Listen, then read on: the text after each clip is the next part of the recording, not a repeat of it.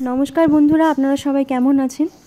তো অনেক দিন শেরুর চ্যানেলে কোনো ভিডিও আসেনি, তার জন্য আমি খুবই দুঃখিত।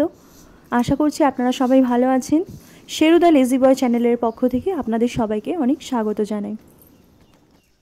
সকাল সকাল শেরু ঘুম থেকে উঠে চলে এসেছে ছাদে গুটি গুটি পায়ে তার পি পটি সারতে। আর ঘুম থেকে উঠে কিন্তু ওর এই পি পটি জন্য ছাদে আসতেই চাই, মানে আসার চাই। দেখতেই পেলেন গেটটা খুলতে না খুলতে গেটের মধ্যেই তার পি সারা হয়ে গেছে। আর গেটটা না বন্ধ করলে তিনি আবার নিচে পালান, আর নিচে কিছু স্ট্রিট ডগ থাকে, তো তারা কামড়ে দিলে আরেক বিপদ। এরকম একবার হয়েছে। তো চলুন দেখে নিই, শেরু একটু ওর পি পটিটা সারুক, আমি একটু আমার এই গাছগুলোকে দেখে নিই। অনেক দিন পরে আবার এদের সাথে দেখা। আজকের প্রকৃতিটা দেখুন কি সুন্দর। বর্ষার জলে গাছগুলো কিন্তু একদম সুন্দরভাবে বেড়ে উঠেছে। তো আমি ছোট থেকেই এই গাছগুলোকে অনেক যত্ন করে লাগিয়েছি, তাদেরকে বেড়ে উঠতে সাহায্য করেছি। তো অনেক দিন আমার এই গাছগুলোর সঙ্গে দেখা হয়নি, তো আজকে সত্যি গাছগুলোকে দেখে ভীষণ আনন্দ হচ্ছে। দেখুন গাছগুলো কি সুন্দর তার রূপে ফিরে এসেছে বর্ষার জল পেয়ে। তো আমার ছাদে বিভিন্ন রকমের গাছ রয়েছে, জবা গাছ, অ্যালোভেরা, মানে ফুলের গাছ যেমন রয়েছে, কিছু ফলের গাছও রয়েছে। সেগুলোতে হয়তো ফল ধরেনি, আমি আপনাদের দেখাতে পারবো না। যেমন ওই যে দেখতে পাচ্ছেন একটি পেয়ারা গাছ, লেবু গাছ, শিম গাছ, শাক সবজি। আমার মা একটু শাক সবজি লাগাতে ভালোবাসে, তো মায়ের পার্ট হচ্ছে শাক সবজির, আমার পার্ট হচ্ছে ফল আর ফুলের। তো আমি লেবু, ফল বলতে আপাতত লেবুটাই আছে আর পেয়ারা গাছটা আছে। তো পেয়ারা গাছটা কিন্তু আপনাতেই বড় হয়েছে। এখানে আছে স্নেক প্ল্যান্ট, মিনি টগর, শিউলি, বিভিন্ন রকমের গাছই কিন্তু আমার ছাদে রয়েছে।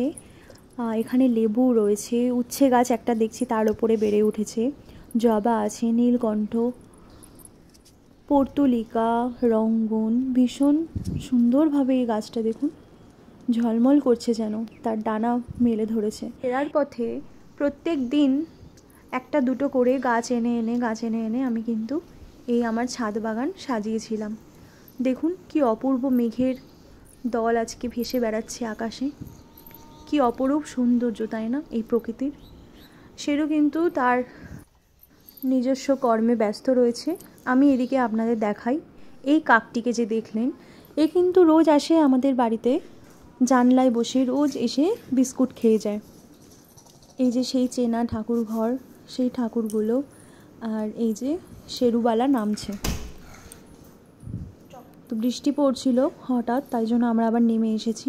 দাঁড়ান দরজাটা দিয়ে দিই, না হলে তিনি আবার এই যে দেখছেন দরজা খোলা আছে নাকি, তাহলে একটু বাইরে যাবে এই আর কি। বাইরে বেরিয়ে এমন দৌড়ায়, ওর পেছনে দৌড়ানোটা একদম মুশকিল হয়ে যায়, কারণ ও এত জোরেই দৌড়ায় কেউ ওকে ধরতে পারি না আমরা। ওই জন্য আমরা খুব সাবধানে থাকি, সতর্কে থাকি, যাতে ও বাইরে না চলে যায়। শেরু কিন্তু আগের থেকে অনেক শান্ত হয়ে গেছে। ও সারাদিনই ঘুমোয়, সারাদিন ঘুমোয়। একটু ঠান্ডা ঠান্ডা পেলে আর কিন্তু দেখতে হবে না, সারাক্ষণ ঘুমায়, রেস্ট নেয়, যার জন্যই কিন্তু নামটা দেওয়া শেরু দ্য লেজি বয়। আর দেখুন আমার ছেলেটাকে কি সুন্দর দেখতে হয়ে গেছে।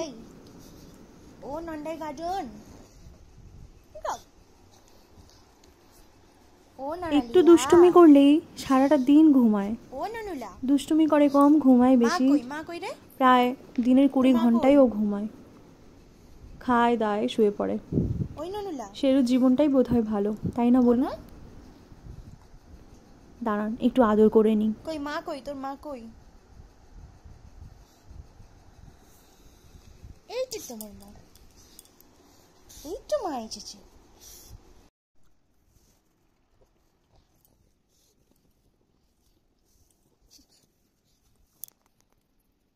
আমার গোপাল কিন্তু টক দই খেতে ভীষণ ভালোবাসে। তো প্রত্যেক দিন রাত্রিরে ঘুমানোর আগে বাবা ওর জন্য টক দই এনে দেয়, আর ও সেটা খেয়ে ঘুমিয়ে পড়ে।